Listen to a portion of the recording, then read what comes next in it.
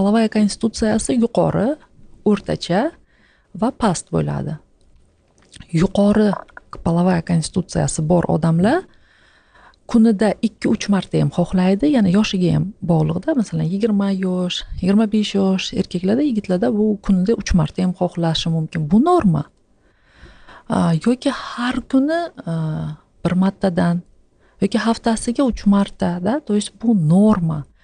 Nizkiy, sredniyniki esa u haftasida 2-3 martadir.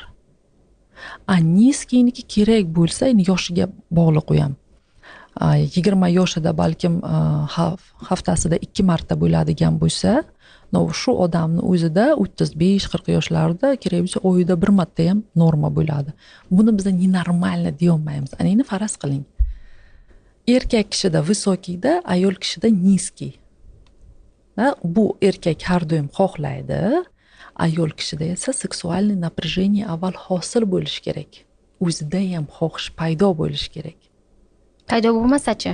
Paydo bo'lmasa, bular o'zaro kelishib olishi mumkin. Mushina хочет, допустим, erkak kishi xohlaydi har kuni.